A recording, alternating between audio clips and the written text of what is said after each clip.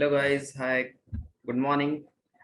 My name is Sayam Jain and today I am here in front of you to present a new chapter about stock market series that we are presenting. So yeah, let's get started.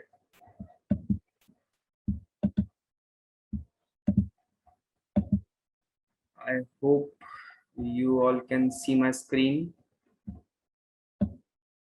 So what is the basic motive behind this video?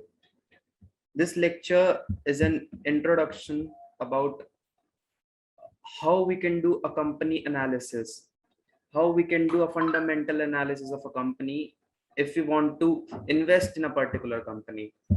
देखिए क्या होता है stock market में बहुत तरह की companies होती हैं। पहली लेक्चर में हमने जाना कि कैसे हम स्टॉक्स को डिवाइड करते हैं सेक्टर वाइज। हम किसी भी सेक्टर को लेते हैं जिस सेक्टर में हमको पोटेंशियल नजर आता है, उसके बाद हम उस सेक्टर के स्टॉक्स को देखते हैं, उस सेक्टर का एनालिसिस करते हैं और उसके बाद हम कुछ कंपनीज को शॉर्टलिस्ट करते हैं। ये देखते हैं कि हाँ, इन कंपनीज के अंदर हम इन्वेस्ट कर सकते हैं। अब हम क्या करेंगे, अब हम उन कंपनीज का फर्दर डिटेल में रिसर्च करेंगे, डिटेल में फंडामेंटल एनालिसिस करेंगे और ये देखेंगे कि हम उन कंपनीज में इन्वेस्ट कर सकते हैं, क्या वो कंपनी फंडामेंटली स्ट्रांग है या नहीं है, और वो कंपनी फंडामेंटली स्ट्रांग है तो कितनी स्ट्रांग है। ऐसा कहा जाता है कि अगर एक कंपनी फंडामेंटली काफी स्ट्रांग है तो नो मैटर मार्केट कैसा भी हो, मार्केट पॉजिटिव हो, मार्केट का मूड सेंटिमेंट जो कुछ भी हो, वो कंपनी लॉन्ग रन में अच्छा परफॉर्म करेगी। और हमको ऐसी कंपनीज के अंदर इन्वेस्ट करना चाहिए जो कंपनीज लॉन्ग रन में अच्छा परफॉर्म करें। तो आइए शुरू करते हैं एक कंपनी का analysis. For example, the company we want to analyze is Tata Steel. Tata Steel Limited. The main basic funda about analysis is P&L and balance sheet analysis. P&L, as we all know, profit and loss statement. It is the heartbeat or soul of any company. The financials of a company is most important factor that we look upon while analyzing about the fundamentals of a company. So talking about Tata Steel Limited, first we'll look at the profit and loss statement and balance sheet of the company. So हम यहाँ पर columns बना लेंगे।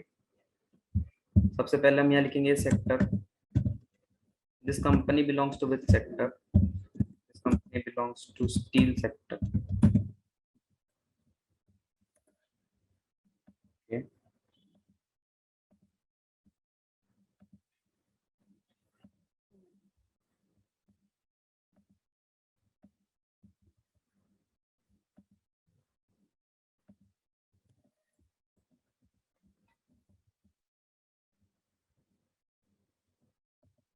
हमको क्या करना है, analysis जब हम इनकम स्टेटमेंट का करेंगे तो income statement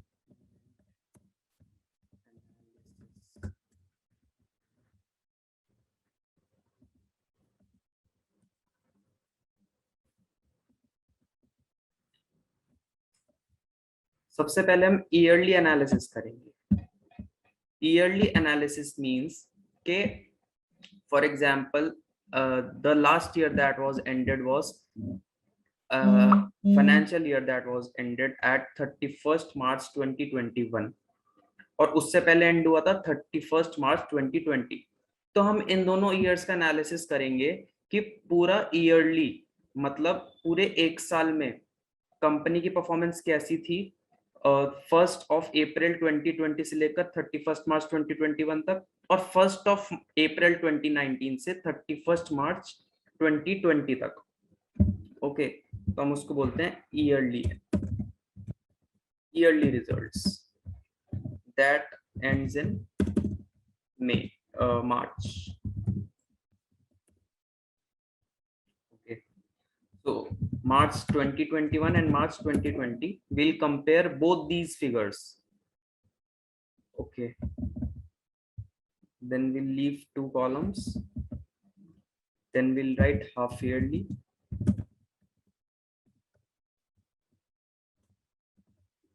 Half yearly ends in September. Half yearly means six months results.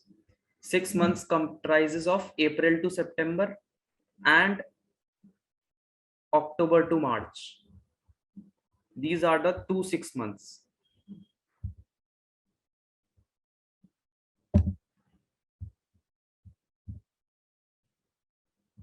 Okay.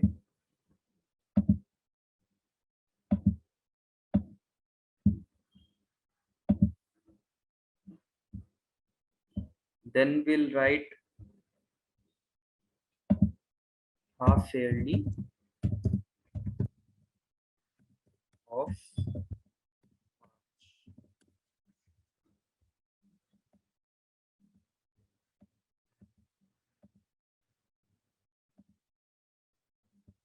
2021, 2020.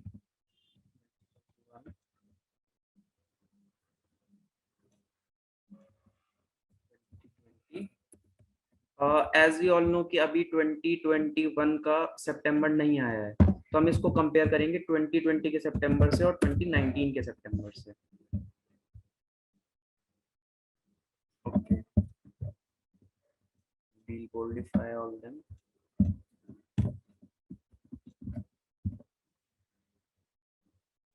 अब हम आके पहले समझ लेते हैं कि इनकम स्टेटमेंट में चीजें क्या क्या होती हैं. सबसे पहले हम जानेंगे कि हम इनकम स्टेटमेंट फाइंड आउट कैसे करते हैं. सबसे पहले हम जाएंगे किसी भी वेबसाइट पे, मनी कंट्रोल की वेबसाइट पर जाने के बाद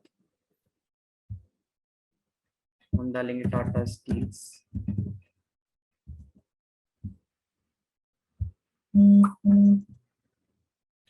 टाटा स्टील्स में अब हम यहाँ पर नीचे आएंगे, यहाँ आपको ऑप्शन दिखाई देगा. ये टाटा स्टील्स का पूरा पेज आ गया. इसमें सारी इंफॉर्मेशन टाटा स्टील्स के बारे में है, जैसा कि हमने लास्ट वीडियो में बात की थी. ये पूरा पेज टाटा स्टील्स के बारे में आ गया और यहाँ पर आप देख सकते हैं फाइनेंशियल्स लिखा होगा. Financials, when we click at financials, तो ये सबसे नीचे ले जाएगा पेज में, जहाँ पर फाइनेंशियल्स की इंफॉर्मेशन होगी. यहाँ पर ग्राफ्स दे रखे हैं, बार ग्राफ्स, और यहाँ पर फाइनेंशियल्स के बारे में बता रखा है. क्या फाइनेंशियल्स हम देखना चाहते हैं? Balance sheet, PNL, quarterly, half yearly, 9 months results, yearly, cash flows, ratios. तो हमको देखना है पीएनएल ऑफ ईयरली रिजल्ट्स. सो हम ईयरली रिजल्ट पे क्लिक करेंगे. हमने ईयरली रिजल्ट पे क्लिक किया तो हम देखते हैं कि हमें क्या क्या दिखता है. हमें दिखता है नेट सेल्स. नेट सेल्स मतलब सिंपली सेल्स, जो भी कंपनी ने पूरे साल में सेल्स करी वो नेट सेल्स. और we can say that income from operations. Income from operations मतलब जो कंपनी का कोर वर्क है, वो काम करके कितना कंपनी ने अर्न किया. We add other operating income, और कुछ ऑपरेटिंग इनकम होगी जो कंपनी के साथ साथ होगी इसके. और टोटल इनकम फ्रॉम ऑपरेशंस उसका आ गया कंपनी का इतना. ये आ गया मार्च 2021 का, ये आ गया मार्च 2020 का. ओके. उसके बाद ये तो कंपनी की इनकम्स थी. अब ये देखते हैं कंपनी के एक्सपेंडिचर्स क्या क्या हुए. कंजम्पशन ऑफ रॉ मटेरियल, जो रॉ मटेरियल कंपनी ने खरीदा पूरे साल में. परचेज ऑफ ट्रेडेड गुड्स, जो परचेजेस हुई कंपनी की रॉ मटेरियल के अलावा. इंक्रीज या डिक्रीज इन स्टॉक्स, ये पॉजिटिव में है तो ये इंक्रीज होगा, और अगर ये नेगेटिव में है तो ये डिक्रीज इन स्टॉक होगा. Power and fuel. Employ cost मतलब कि जो एम्प्लॉयज को रेम्यूनरेशन दिए, वेजेस दिए, उसका कॉस्ट. डेप्रिसिएशन कितना लगा है. एक तरीके से एक प्रॉफिट एंड लॉस अकाउंट है, जैसा कि हम देखते आ रहे हैं काफी टाइम से. आपने बनाया भी होगा trading account, profit and loss account, फिर बैलेंस शीट. वो बनता था टी फॉर्मेट में. ये कंपनी का प्रॉफिट एंड लॉस अकाउंट है, तो ये वर्टिकल फॉर्मेट में बनता है बस. पर कितना है, बाकी सारी चीजें सेम है. इनकम्स एंड एक्सपेंडिचर्स इसमें लिखे जाते हैं. अदर एक्सपेंसेस इसमें आ गया, जो भी अदर एक्सपेंसेस हुए. अब इंपॉर्टेंट चीज ये है, profit and loss before interest exceptional items and tax, इसको हम बोलते हैं EBIT, earnings before interest and tax. ये इंपॉर्टेंट फिगर है EBIT। ओके, EBIT में सबसे पहले हम इंटरेस्ट डिडक्ट करते हैं। इंटरेस्ट माने कि जो भी लोन के बिहाफ पे हमने इंटरेस्ट पे किया, वो इंटरेस्ट पेमेंट। इसके बाद आ जाते हैं ये एक्सेप्शनल आइटम्स, इसके बारे में अलग कॉन्सेप्ट है, इसके बारे में बाद में समझेंगे। EBIT के बाद हम आते हैं प्रॉफिट बिफोर टैक्स, प्रॉफिट और लॉस बिफोर टैक्स, तो इसको हम बोलते हैं EBT। Okay, EBIT minus interest, then we get EBT। EBT के बाद हम टैक्स डिडक्ट करते हैं। टैक्स डिडक्ट करने के बाद जो अमाउंट आती है उसको बोलते हैं EAT, अर्निंग्स आफ्टर टैक्स। उसको हम ये भी बोल सकते हैं profit after tax, PAT, PAT. Okay, तो आप देखिए जो भी यहाँ पर प्रॉफिट आफ्टर टैक्स आया है ये कंपनी का नेट प्रॉफिट कहलाता है, जिसको हम बोलते हैं नेट प्रॉफिट और लॉस फॉर द पीरियड। हाँ, सारी इनकम जो भी है और जो सारे खर्चे हैं उन सब खर्चों को माइनस करने के बाद जो भी इनकम बचेगी वो, उसको हम बोलेंगे net profit. Okay, so this is the basic concept of income statement, or we can say that profit and loss statement। हम कंपेयर करते हैं कंपनी को कंपनी से ही, इस कंपनी के पिछले परफॉर्मेंस से इस कंपनी के आज के परफॉर्मेंस को जज करेंगे, ताकि हमें पता लग जाए कंपनी पहले से अब बेटर हो रही है या पहले से अब और ज्यादा बेकार हो रही है। पहले तो कंपनी की सेल्स कम थी, पहले कंपनी की एक्सपेंसेस ज्यादा थे, आज की डेट में क्या है, आज की डेट में अगर सेल्स बढ़ रही है और एक्सपेंसेस घट रहे हैं तो मतलब कंपनी अच्छा काम कर रही है। और अगर कंपनी की सेल्स और कम हो रही है पिछले साल के मुकाबले, तो मतलब कि कुछ ट्रबल है कंपनी के अंदर। सेल्स क्यों नहीं बढ़ पा रही है, एक्सपेंसेस क्यों नहीं कम हो पा रहे हैं, ये सारी चीजों के जवाब अगर कंपनी नहीं दे पा रही है तो इसका मतलब कंपनी इज इन ट्रबल। और फंडामेंटली स्ट्रॉन्ग कंपनी वो होगी जो हमेशा अपनी सेल्स ग्रो करती रहेगी। ओके, सो यहाँ पर हम एनालिसिस के लिए सबसे पहले लिखते हैं टोटल रिवेन्यू।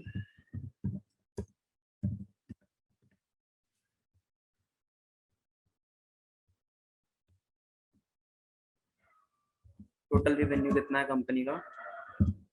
टोटल रिवेन्यू ये होता है, ये वाला net sales plus other operating income is total revenue. Total revenue for March 2021 is 64,869।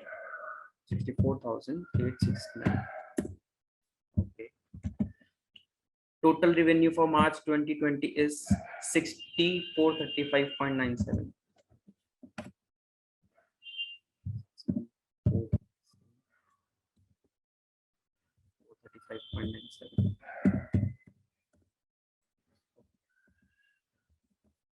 Second column that will look is PBIT। PBIT जैसा मैंने आपको बताया था, EBIT PBIT कुछ भी बोल सकते हैं इसको, profit before earnings interest and tax. Okay, ये इंटरेस्ट से ऊपर वाले कॉलम में आपको हमेशा PBIT मिलेगा, तो आंखें बंद करके इंटरेस्ट से ऊपर वाले कॉलम को हम ले लेते हैं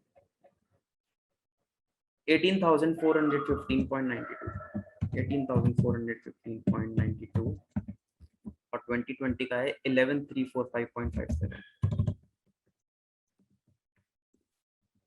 अब हम PBIT में से इंटरेस्ट डिडक्ट करेंगे, इंटरेस्ट का अमाउंट डिडक्ट करेंगे। इंटरेस्ट का अमाउंट कितना था? 3393.84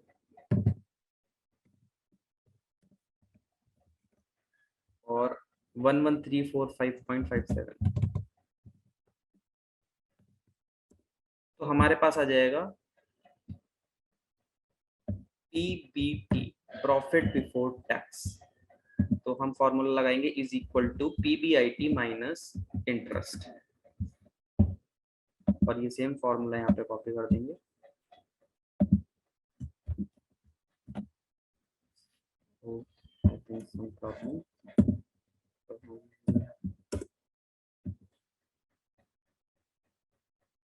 इंटरेस्ट यहाँ पर सेम लिख दिया, इंटरेस्ट है यहाँ पे 3031.01। ओके, सो PBT 2021 का है 1502.08 देखिए, हमने भी ये कैलकुलेट किया है। और 2020 का 8314.56 और हमारा आ रहा है 96। वो राउंडिंग ऑफ एरर है, उसकी कोई प्रॉब्लम की बात नहीं। पीबीटी के बाद हम जो चीज डिडक्ट करेंगे वो आएगी टैक्स। टैक्स कितना पे किया कंपनी ने? 4188.51। 2020 में -132.82। -132.82 का मतलब ये टैक्स पे नहीं करा कंपनी ने 2020 में, इसको रिफंड मिला है।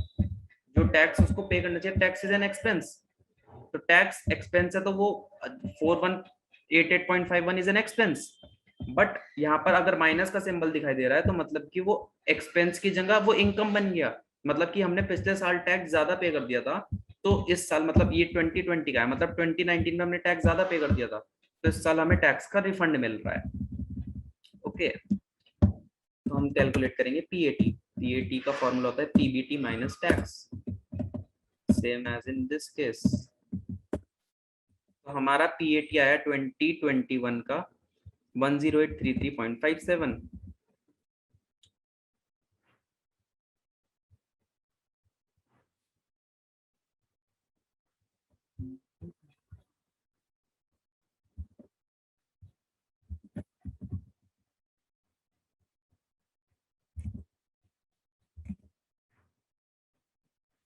ओके, इन्होंने एक्सेप्शनल आइटम्स भी इंक्लूड किया है, लेकिन हम एक्सेप्शनल आइटम इंक्लूड नहीं करेंगे, तो will not use this formula as of now.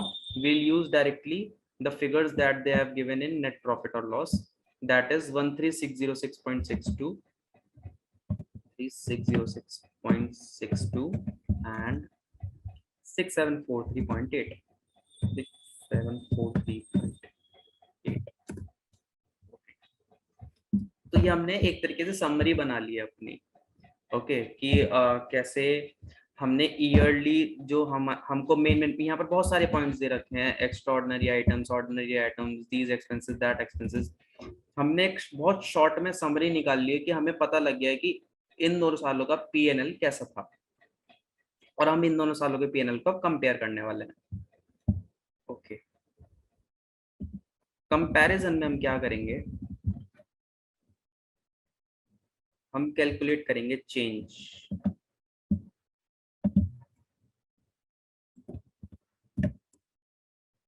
Change either it is positive or it is negative. We use a semicolon sign and percentage change। कितना absolute change हुआ और कितना परसेंटेज टर्म्स में change हुआ, तो इसका फॉर्मूला होता है current year minus previous year. अगर ये अमाउंट पॉजिटिव में है तो मतलब अच्छी बात है, कंपनी पिछले साल से अब तक बढ़ी है। पिछले साल इसकी सेल थी 60,435.97 crore, these all figures are in crore.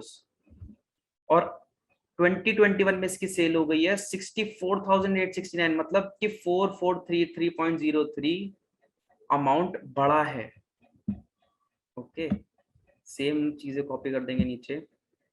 तो ये सारी चीजें पॉजिटिव में आई हैं, मतलब कंपनी अच्छा परफॉर्म कर रही है, कंपनी पिछले साल से अब तक बढ़ी है। Okay, we'll use percentage sign, percentage change. The formula of percentage change is change divided by previous year। और ऊपर यहाँ पर आपको परसेंटेज का सिंबल दिख रहा होगा, इसको क्लिक करेंगे तो ये परसेंटेज टर्म्स में क्लिक हो जाएगा। ओके,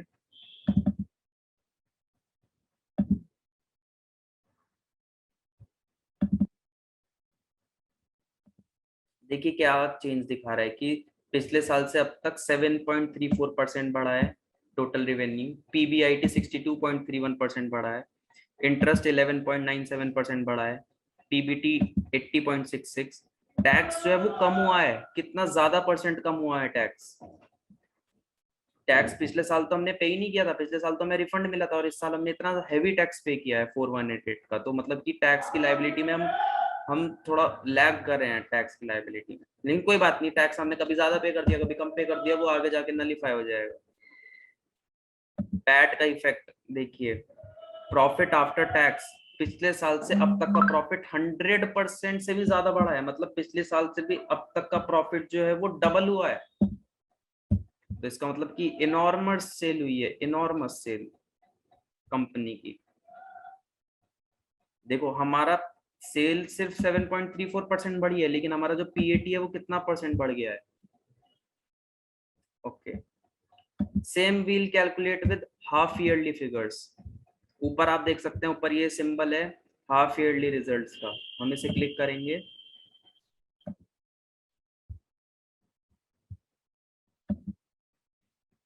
तो यहाँ जितना भी डेटा शो होगा सब हाफ ईयरली रिजल्ट्स के बेसिस पे शो होगा। ये देखिए सब हाफ ईयरली रिजल्ट्स के बेसिस पे। तो हम जब इनका डेटा एंटर करेंगे और इनके बारे में चेंज कैलकुलेट करेंगे,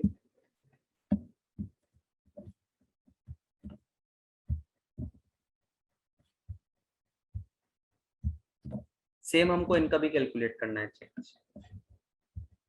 ठीक है, ये दोनों कॉलम्स तो हमको खुद लिखने हैं, ये दोनों कॉलम्स हमको फॉर्मूला लगा के कैलकुलेट करने हैं। These two columns are easy. एक चीज हमको और निकालनी है इसके अंदर, that is interest coverage ratio.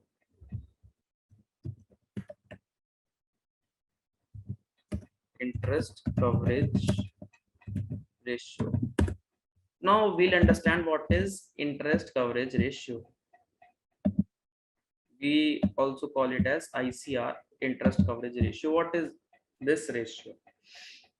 This ratio tells that कि आप जो अपना बिजनेस कर रहे हो, आप अपना बिजनेस लोन लेके कर रहे हो, सीधी सी बात है, हम इंटरेस्ट पे कर रहे हैं, तो मतलब हमने किसी से उधार ले रखा है, हम उधार लेकर अपना बिजनेस कर रहे हैं। तो हम कितना पैसा कमा रहे हैं, हम इतना पैसा कमा भी पा रहे हैं कि जो हम इंटरेस्ट पे करें तब भी हमारा बिजनेस अच्छे से चल जाए। फॉर एग्जाम्पल मेरे को एक बिजनेस शुरू करना है 50,000 रुपीज से, तो मैंने किसी से लोन लिया 50,000 रुपीज का। उसके बाद उस बंदे ने बोला कि यार मेरे को पर मंथ 5,000 रुपीज का इंटरेस्ट चाहिए। मैं कहा ठीक है जी, दे दूंगा 5,000 रुपीज का इंटरेस्ट। लेकिन मैं इतना तो पैसा अर्न ही नहीं कर पा रहा पर मंथ अपने बिजनेस में कि जो मैं उसको इंटरेस्ट भी दे पाऊँ 5,000 रुपीज का। तो क्या मैं अपना बिजनेस प्रॉफिट में चला रहा हूँ? नहीं, मैं अपना बिजनेस लॉस में चला रहा हूँ। मेरा तो कुछ प्रॉफिट हो ही नहीं रहा, और जो भी मेरा 2-4 हजार रुपए का प्रॉफिट हो रहा है, 5,000 रुपए तो मुझे पहले इंटरेस्ट वाले को देने हैं जिससे मैंने लोन लिया है। सीधी सी बात है। तो इसमें हमको ये कैलकुलेट करना है इंटरेस्ट कवरेज रेशियो में कि हमने जो इंटरेस्ट ले रखा है वो सही ठीक ठाक अमाउंट का ले रखा है। कहीं ऐसा तो नहीं कि इंटरेस्ट का अमाउंट, लोन का अमाउंट ज्यादा हो रहा हो, हमारा सेल जो है, हमारा जो प्रॉफिट आफ्टर टैक्स है, नेट प्रॉफिट जो फिगर तो दिखा रहा है कितनी, हमारा लोन कितना है, कि इन दोनों का प्रोपोर्शन ठीक बैठ रहा है या नहीं बैठ रहा। तो इसका फॉर्मूला है इंटरेस्ट डिवाइड बाय पीएटी। इसको हम परसेंटेज टर्म्स में कन्वर्ट करेंगे तो 24.94। तो मतलब जितना पैसा हम कमा रहे हैं उसका 25% हम दे रहे हैं इंटरेस्ट में। ओके, ये जितना कम होगा उतना अच्छा है। 24.94 इज अ बिग अमाउंट। इतना ज्यादा लोन है, ये देखो कि हम जितना पैसा कमा रहे हैं 25% उसे इंटरेस्ट में दे रहे हैं। पिछले साल जितना हमने कमाया उसका हमने 44.95% इंटरेस्ट में दिया। जितना ज्यादा इंटरेस्ट होगा किसी कंपनी का, जितनी ज्यादा लोन लायबिलिटी होगी, उस कंपनी के फंडामेंटल्स उतने ही ज्यादा वीक होंगे, है ना। ऐसा ये पूरी फिगर्स आपको इन सब के लिए भी कैलकुलेट करनी है, और इन सब के लिए भी एनालाइज करना है कि क्या चीज ज्यादा है क्या चीज कम है। Same as in this is the yearly analysis, this is the quarterly analysis, this is the half yearly analysis. Now we'll look into quarterly analysis. हम क्वार्टरली कैसे एनालाइज करेंगे? यहाँ पर एक कॉलम बनाते हैं,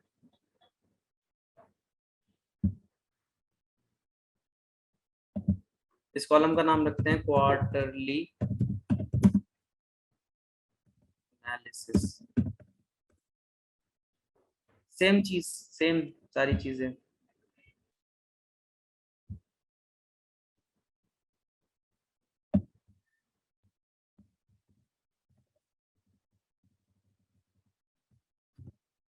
लेकिन अब कुछ कुछ चीजें बदल जाएंगी। क्वार्टरली है तो हमको यहाँ क्वार्टर देखना पड़ेगा कि कौन सा क्वार्टर है। हमको यहाँ देखना पड़ेगा क्वार्टर है ये जनवरी टू मार्च। तो हम जनवरी टू मार्च का जो क्वार्टर है, जनवरी फरवरी मार्च, जनवरी टू मार्च 2021 को जनवरी टू मार्च 2020 से कंपेयर करेंगे। हम देखेंगे कि उस टाइम पीरियड में कंपनी की सेल कितनी थी 2021 में, और जनवरी टू मार्च के 2020 के टाइम पीरियड में कंपनी की सेल और सारी चीजें कैसी थी, सारी फिगर्स।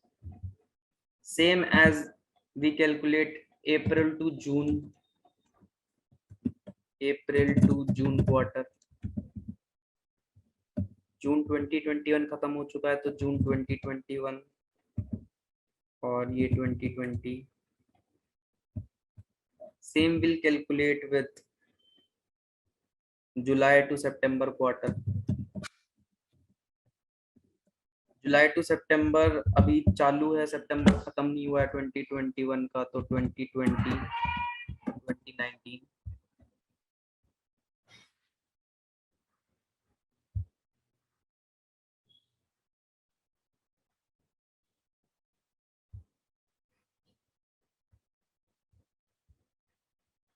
ओके, और एक और क्वार्टर है, 4 क्वार्टर होता है ना पूरे साल में, तो एक और क्वार्टर हम लिखेंगे। उस क्वार्टर का नाम हम लिखेंगे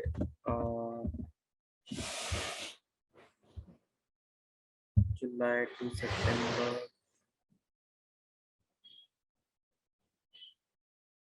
अक्टूबर to December quarter, October to December quarter.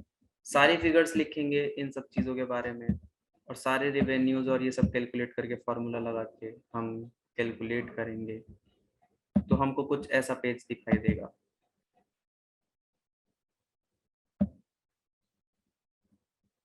Colours वगैरह ये सब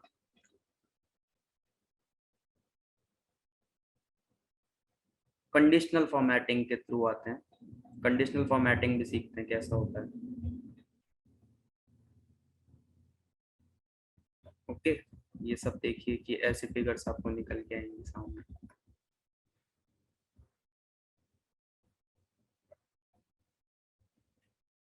अब ये कंडीशनल फॉर्मेटिंग क्या होता है देखिए।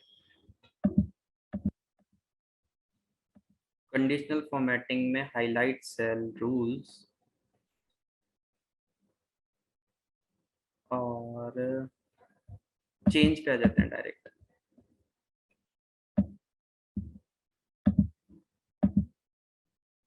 ग्रेटर देन, अगर ग्रेटर देन 0 है तो ग्रीन कलर कर दीजिए, और अगर लेस देन 0 है तो रेड कलर कर दीजिए, तो ऑटोमेटिकली वो ग्रीन और रेड अपने आप कर देगा। Simple. Okay, now will talk about balance sheet analysis. Balance sheet, first we'll study about balance sheet of a company। Balance sheet दिखती कैसे है कंपनी की। ये कंपनी की बैलेंस शीट है। बैलेंस शीट के अंदर क्या क्या चीजें होती हैं। Equity share capital, equity share capital means जो शेयर होल्डर्स, जो प्रमोटर्स, जो पूरा ओनर्स का पैसा कंपनी में लगा हुआ है, कंपनी ने कितना इन्वेस्ट कर रखा है, ओनर्स ने कितना इन्वेस्ट कर रखा है इस कंपनी के अंदर, वो फिगर है ये 1198.78 करोड़। ओके, जैसा हमको अब पता है बैलेंस शीट में एक लायबिलिटीज साइड होती है, एक एसेट साइड होती है, और दोनों साइड्स मैच होनी बहुत जरूरी है, और वो ऑटोमेटिकली मैच हो जाती हैं। तो ये वही चीज है, ये सिर्फ वर्टिकल फॉर्मेट में है कंपनी की balance sheet. Reserves and surplus contains all the reserves, free reserves, and profit of the company. Profit or loss. That's why it is called reserves and surplus. Surplus means profits. तो इसमें सब कुछ include करके इतना amount आया है। Total reserves and surplus इतने हैं कंपनी के, total shareholder fund is calculated by total equity share capital और total share capital plus reserves and surplus. इन दोनों अमाउंट को प्लस करेंगे तो आएगा total shareholders fund. Total shareholders के हाथ में कितना पैसा है, कि इक्विटी शेयर कैपिटल तो शेयर होल्डर्स की है ही, और जो प्रॉफिट है वो भी तो सारा शेयर होल्डर्स का ही है। तो टोटल इस कंपनी में शेयर होल्डर्स के पास इतना पैसा है हाथ में। ओके, ये लायबिलिटीज साइड है। अभी हम लायबिलिटीज साइड की बात करेंगे। Total long term borrowings, long term loans कितने हैं कंपनी के ऊपर, इतने 27,313.8। other long term liabilities, long term provisions, short term borrowings is nil।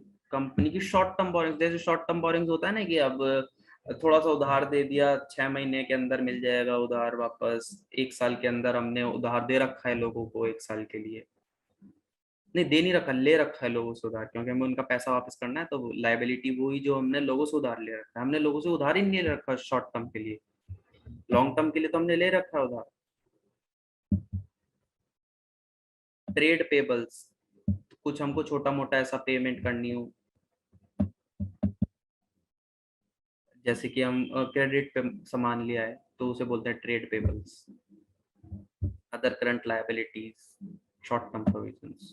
Total current liabilities इतनी हो गई और टोटल कैपिटल एंड लायबिलिटीज हमारी इतनी हो गई।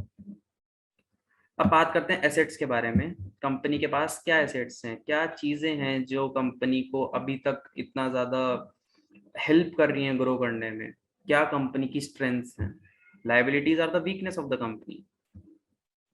tangible assets में क्या आता है, land, building, machinery, furniture, these are all the tangible assets of the company। intangible assets like goodwill, copyrights, patents of the company। capital work in progress, the work in progress मतलब जो जैसे steel plant है तो जो steel अभी work in progress है वो assets में आएगा, वो तो इतना वर्क इन प्रोग्रेस है। फिक्स एसेट्स टोटल इतना है कंपनी के पास। Non current investments, non current investment means long term investment कितना है कंपनी के। लॉन्ग टर्म इन्वेस्टमेंट क्या हो सकते हैं, फिक्स डिपॉजिट्स, कहीं बॉन्ड्स इशू, शेयर परचेज कर रखे हैं कंपनी ने। Long term loans and advances, company ने लॉन्ग टर्म लोन्स दे रखे हैं किसी को, वो भी कंपनी के एसेट्स हुए। दे रखे हैं, ले नहीं रखे, दे रखे हैं लोन, तो वो अपने एसेट्स हुए। तो टोटल नॉन करंट एसेट्स ये हैं। करंट एसेट्स, करंट इन्वेस्टमेंट्स जो शॉर्ट टर्म ऑफ पीरियड के लिए इन्वेस्टमेंट कर रखे हैं। इन्वेंटरीज जो होल्ड कर रखे हैं कंपनी ने। ट्रेड रिसीवेबल्स जो लोगों से पैसा आना है, जो माल हमने बेच रखा है क्रेडिट पे। कैश एंड कैश इक्विवेलेंट जो आइडल कैश हमारे पास पड़ा हुआ है। Short term loans and advances जो छोटे मोटे लोन्स दे रखे हैं कंपनी ने। Other current assets, total current assets, total assets, और ये below the balance sheet items. Okay, अभी सारी चीजें हमको समझ में आ गई है कि बैलेंस शीट में क्या क्या चीजें होती हैं। अब हम इन चीजों को एंटर कैसे करेंगे फॉर आवर फर्दर एनालिसिस, ये देखते हैं। सबसे पहले हमारा जो इंटरप्रिटेशन रहेगा वो रहेगा कैपिटल एंड रिजर्व इंटरप्रिटेशन। सबसे पहले ऊपर हम कंपनी का नाम लिखेंगे, टाटा स्टील लिमिटेड।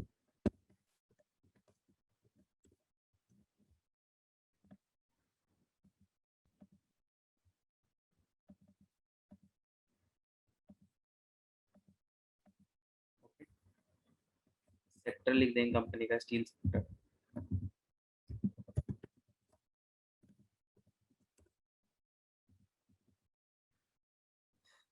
सबसे पहले हम देखेंगे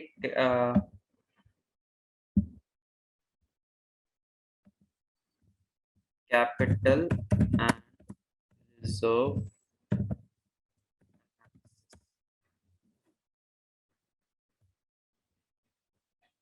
ओके, तो बैलेंस शीट को शुरू करते हैं इक्विटी एंड लायबिलिटीज के साथ।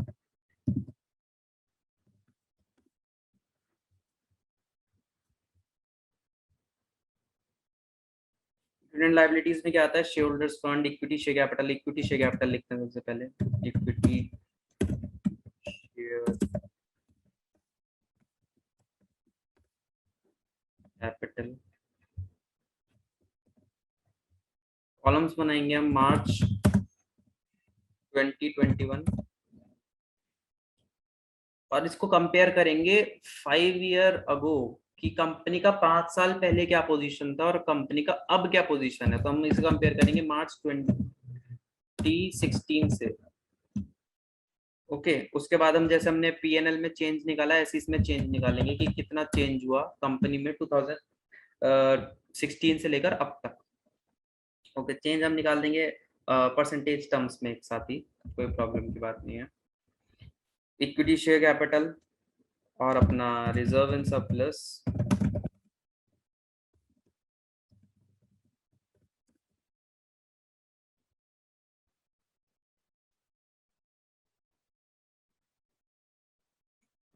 Ratio of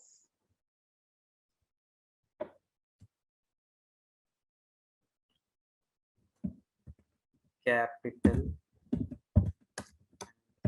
reserves.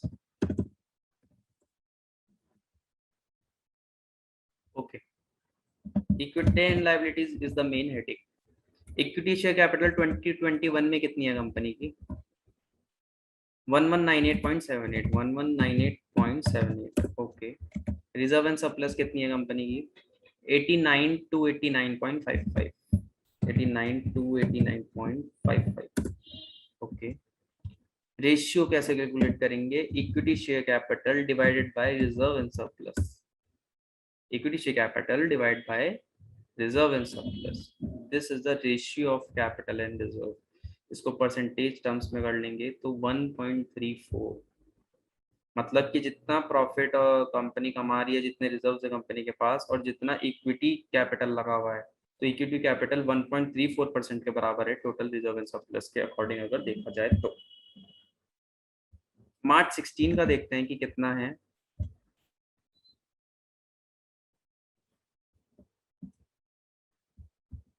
मार्च 16 का equity share capital 971.41, 971.41। Reserve and surplus कितना है? 69,505.31।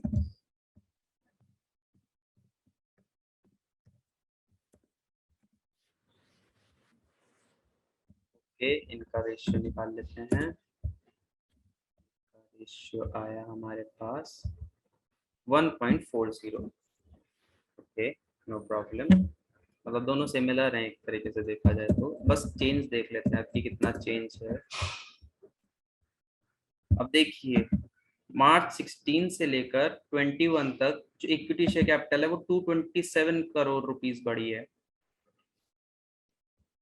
और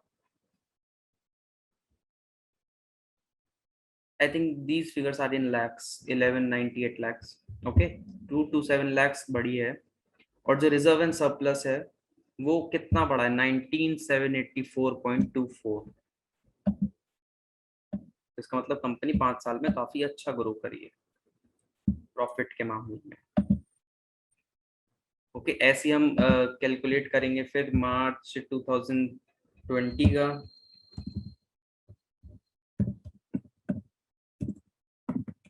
यहाँ चेंज निकालेंगे विद रिस्पेक्ट टू 2021 क्योंकि हमारा करंट ईयर 2021 चल रहा है, तो हम जो सारे चेंज निकालेंगे विद रिस्पेक्ट टू 2021 निकालेंगे। ओके और ऐसी ही सारी फिगर्स यहाँ आती रहेंगी। नेक्स्ट हम चलते हैं कैपिटल एंड लोन इंटरप्रिटेशन।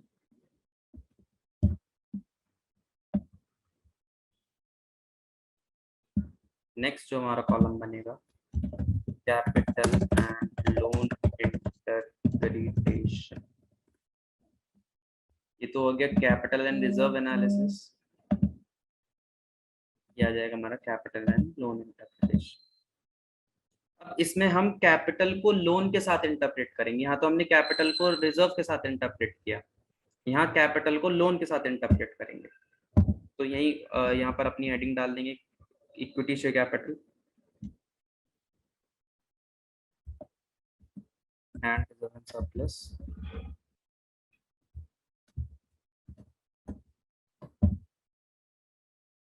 यहाँ जाएगा अपना total shoulders fund, Shareholders fund means equity share capital plus reserves and surplus. It is called as shareholder fund. इन दोनों को प्लस कर देंगे तो shareholder fund आ जाएगा. Next we have long term loans. जैसे कि हमने बैलेंस शीट में देखा था, एक non current liabilities long term loans और करंट लायबिलिटीज.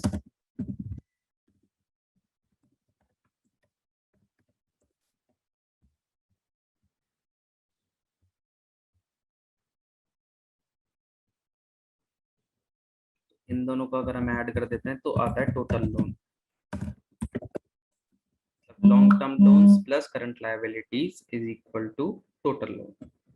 ओके, अब इक्विटी शेयर कैपिटल कितना है हमारा 1198.78. रिजर्व एंड सरप्लस है इतना. टोटल शेयर होल्डर फंड हो गया इतना प्लस इतना.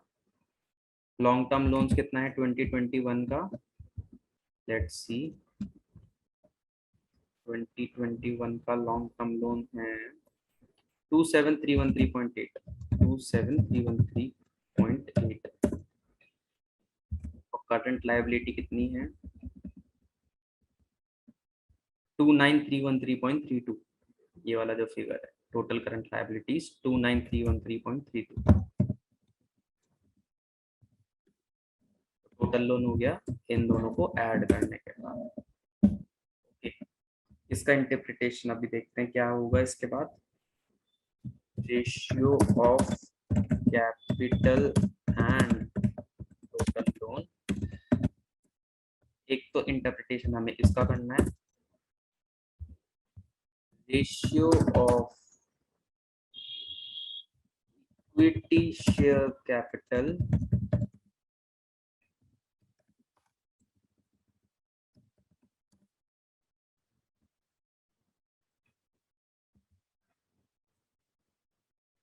wait a second please.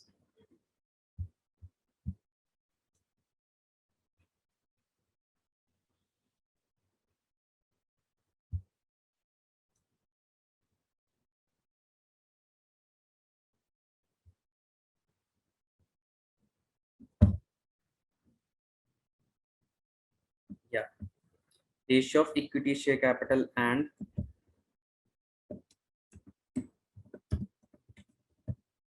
reserves. Okay, एक इंटरप्रिटेशन ये करना है. तीसरा इंटरप्रिटेशन है ratio of equity share capital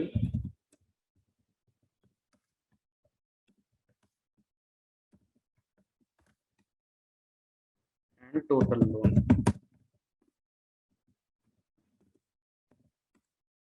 okay, देखते हैं इन तीनों कैसे इंटरप्रिटेशन होता है.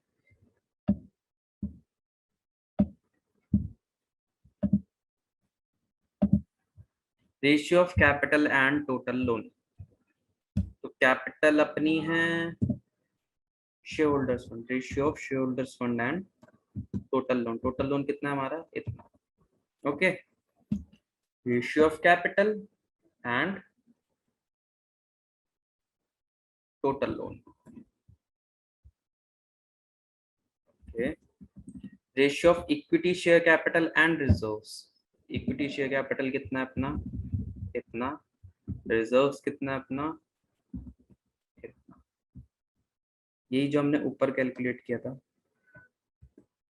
Okay, ratio of equity share capital and total loan. Equity share capital and total loan. Okay, अब इन तीनों को हम परसेंटेज टर्म्स में कन्वर्ट कर देंगे और इन तीनों का कैलकुलेट कर देंगे. ये हमारी फिगर्स आई हैं जो हमने कैलकुलेट करी है और ये फिगर्स जो एब्सोल्यूट फिगर्स हमको प्रोवाइडेड थी. ओके, सेम हम करेंगे मार्च 2016 की फिगर्स कैलकुलेट और उसके बाद फिर हम चेंज का फॉर्मूला लगा के चेंज कैलकुलेट कर लेंगे. फिलहाल let's move forward to calculate about secured loan and fixed assets interpretation. secured loan, fixed assets.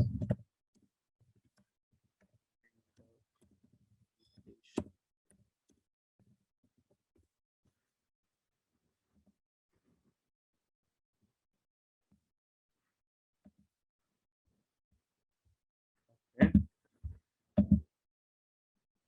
Now, what will we do in this interpretation? This interpretation about is about assets. अब हम assets को interpret करेंगे. सबसे पहले हम लिखेंगे secured loan. Secured loan क्या होता है? सिक्योर्ड लोन जो भी हमारा लोन सिक्योर्ड होगा किसी सिक्योरिटी के साथ, मतलब कि हमने लोन ले रखा है और उसके बदले में हमने कुछ सिक्योरिटी रखवा रखी है, ऐसा बेसिकली होता है लॉन्ग टर्म लोन्स के बेसिस पे। तो हम सिक्योर्ड लोन को ऐसा मानेंगे, these are the long term loans of the company. So secured loans हमने लॉन्ग टर्म लोन्स हमने ऊपर कैलकुलेट कर रखे हैं 27313, तो ये वाली फिगर हम डाल देते हैं। Now we'll enter fixed assets of the company. Company के फिक्स एसेट्स हमको देखने पड़ेंगे कहाँ हैं, एसेट्स के कॉलम में, ये हमारे फिक्स एसेट्स कंपनी के 79,243.59, 79,243.59. Okay, then we'll calculate the ratio of secured loans to fixed assets. Ratio of secured loan to fixed. Okay.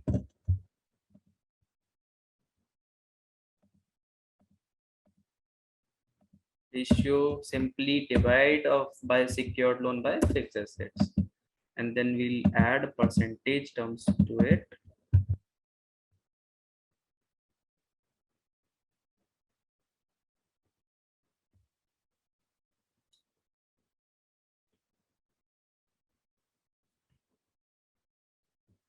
Fixed assets की 79,243.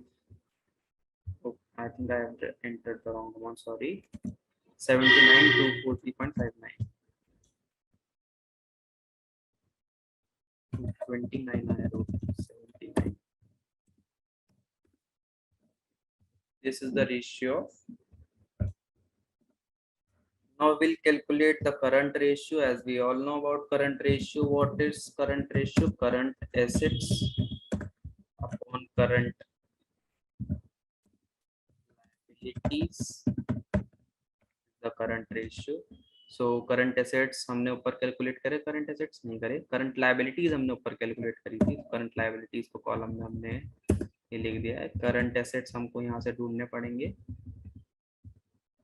total current assets 23756.3, 23756.3 is the current assets. And what is the current ratio? Current asset divided by current liability is the current ratio, which is 0.81. Okay, same जैसा कि हमने यहाँ पर क्या मार्च 2021 के लिए same करेंगे, मार्च 16 के लिए, मार्च 15 के लिए, मार्च 20 के लिए, मार्च 19 के लिए, मार्च 18 के लिए, मार्च 17 के लिए, और सबके चेंजेस कैलकुलेट अपने आप हो जाएंगे। हमको सिर्फ एक फॉर्मूला लगाना पड़ेगा। मार्च 16 का हमने कैलकुलेट कर ही दिया, हमको ये पूरी फिगर्स एंटर करनी है और सारी चीजें हमको सारी फिगर्स कैलकुलेट करके हमको बाद में इसका इंटरप्रिटेशन भी करना है। Okay,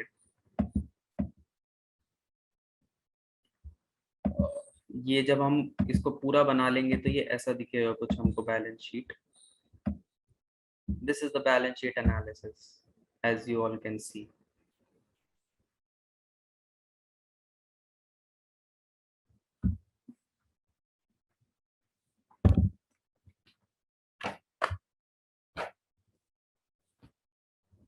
Now what will we do? ये तो हमने कर लिया financial analysis of the company. Financial analysis में हमने पीएनएल और बैलेंस शीट का एनालिसिस कर लिया। अब हम करेंगे स्वॉट एनालिसिस। स्वॉट एनालिसिस में what will we do? Will find and fetch the data. जो नेट पे बहुत सारा डेटा हमको अवेलेबल है वो हम डेटा फेच करेंगे और हम सर्च करेंगे कंपनी की पोजीशंस के बारे में और कंपनी के आने वाले ग्रोथ एस्पेक्ट्स के बारे में और कंपनी के फैक्ट्स एंड फिगर्स के बारे में। तो ये शेयर प्राइस जो भी हमको फैक्ट्स एंड फिगर्स हमको कंपनी के मिलते हैं वो हम एंटर करते हैं ताकि हम आगे अच्छे से एनालाइज कर सके कंपनी को। शेयर प्राइस हमने मनी कंट्रोल की वेबसाइट से ले लिया, 52 वीक रेंज ले लिया हमने, high low. Okay, SWOT analysis of the company, how it is done. It is easily available in the money control website or any other website on the internet that you will search. You can simply enter as Tata Steel Limited SWOT analysis. So we can see various data: marketing 91, MBA school, money control, SWOT analysis, slide share. But I recommend trendy line. Trendy line is a website. So, trendy line, trend line, sorry, my bad. Trend line. So from here we can see the SWOT analysis of the company. We can study about the company.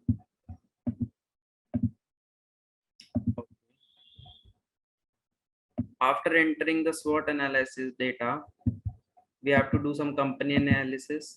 These all facts and figures are available in the annual report of the company. So let's see how to study the annual report of the company. For example, I have typed Tata Steel's 2021 annual report. So here is the integrated annual report of Tata Steel. So integrated report of 2020-2021. It is a 233 pages report. So in this report, we have to fetch data of our use. We have to look at the index. We have to look in this index about what is the strategy of the company that company is planning. What are the traits of the company? What are the facts and figures? What is the production capacity of the company? What is the place of locations? What are the new projects that our company is working upon? So ये सारी चीजें हमको हर company में अलग criteria है, लेकिन हमको annual report के ऊपर एक नजर डालनी पड़ेगी और नजर डालने के ऊपर हमको मिल जाएंगी कुछ ना कुछ डेटा जो हम अपनी एनालिसिस रिपोर्ट में एंटर कर सकते हैं। For example I have made this report, so इसमें टाटा स्टील के बारे में अच्छे अच्छे फैक्ट्स एंड फिगर्स जो भी मेरे को मिल पाए वो मैंने डाले हैं इसमें। Talking about management, it is Tata Steel Limited.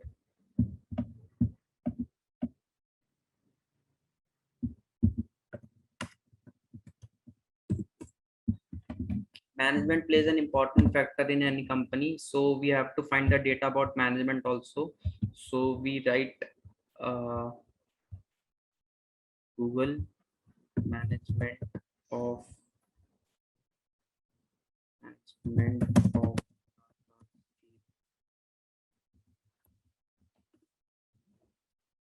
so we can look at money control website.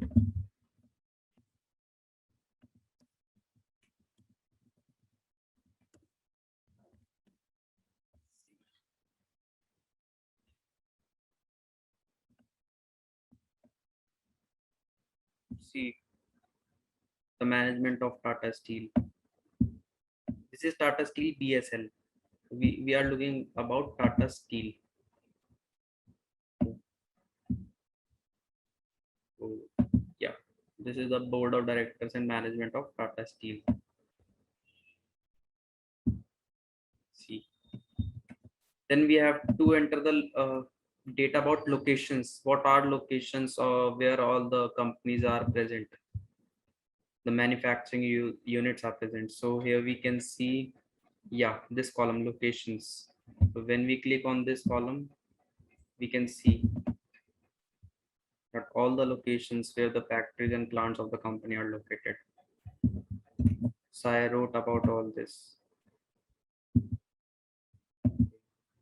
Then competitors of the company, we have to find about few of the competitors of the company and get the data.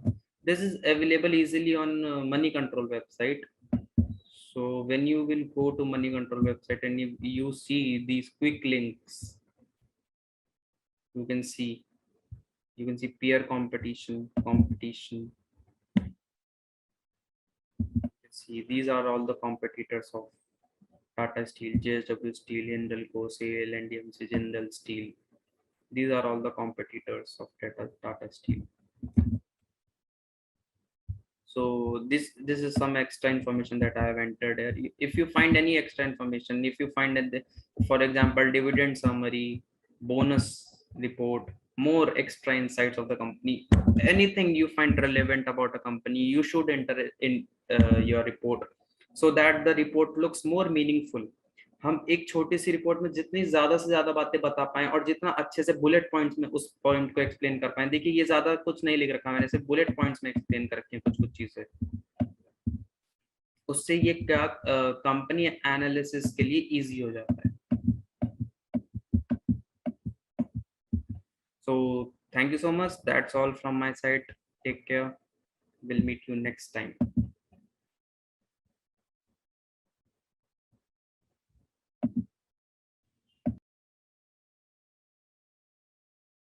अधिक जानकारी के लिए visit करें www.DEESHADisha.com या फिर हमें WhatsApp या call करें 8591750921 पर।